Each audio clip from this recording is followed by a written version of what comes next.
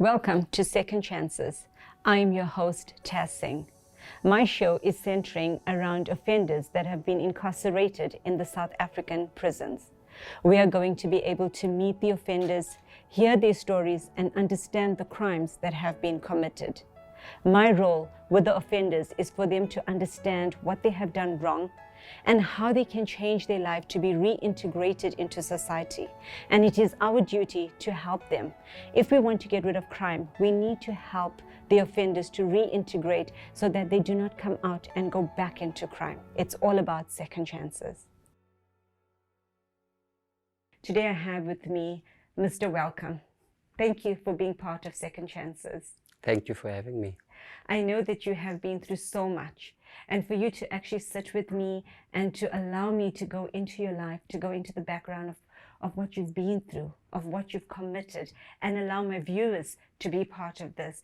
I know it's a big turning point for you. Yeah. You know, sometimes you want to keep things hidden, you want to keep things suppressed because you don't want to deal with the reality of your actions. The fact that you are sitting here, the fact that you are open to discussing shows me that you are wanting to now keep everything open. You want to now work through all the crimes that have been committed and you want forgiveness. When I look at your energy, I have to start with the crossing over welcome. The first person that would like to speak to you is your mother.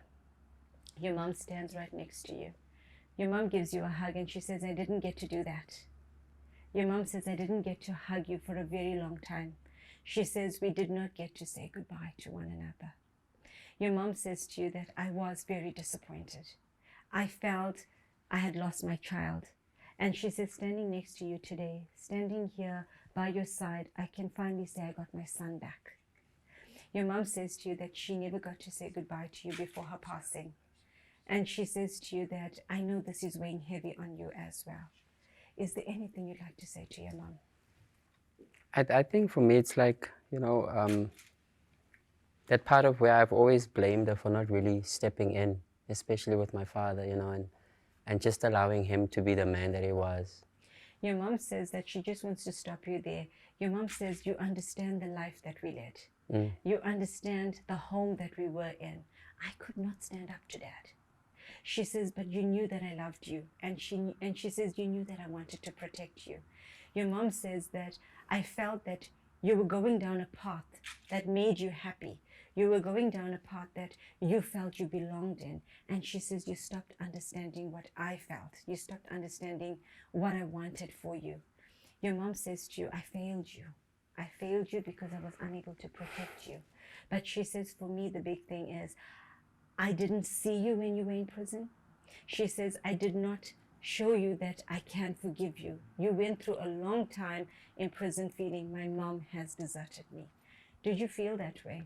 I felt like I was alone. I felt like she didn't care, I felt like it was just like, it's you made this, this is your bed. And your mom's crying when you say that. Your mom says, I cared every single day. When I'm looking at the crime that you committed, I see that it was so extreme, taking somebody's life. I see that in that moment, you felt detached from your own body. You want to talk to me about that?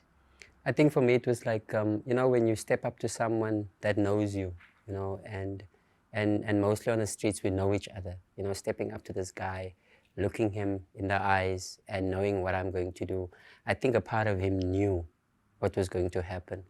And taking his life at that moment, a part of me wanting to help him, because I could see that he was bleeding out and he was going to die. And I had the ability to just stop the bleeding. But if I had done that, I knew that the men that were with me, they were gonna kill me. So it was like, I had to let the process go. But for me, it was like standing there and I can help, but I'm choosing not to because I'm also afraid of what might happen to me. I'm welcome, and I was sitting with Taz on the Second Chance program, and I think for me personally, that is all that I wanted. It's like getting that second chance.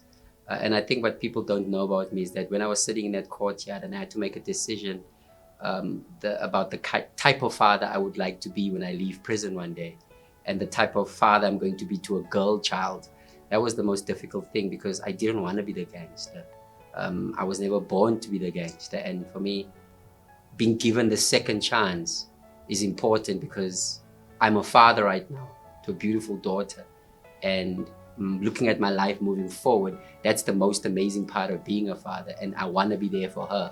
I want to be present for her. And that's all I say, is like, that's the second chance that I want. And being given a second chance means that I'm able to inspire, create change for boys and girls coming from the same circumstance that I came from. And that's the only thing that I want to do. That's my mission in life. My mission in life is to inspire change and give boys and girls an opportunity to say that they don't have to be gangsters, they don't have to kill, they don't have to steal to make a difference or to make a change and to live a better life. But they can choose education, they can choose better opportunities, and they can choose to help. They can choose to build the communities instead of destroying. And that's the change that I want to see in the world, and help me create that change by giving me a second chance. Thank you.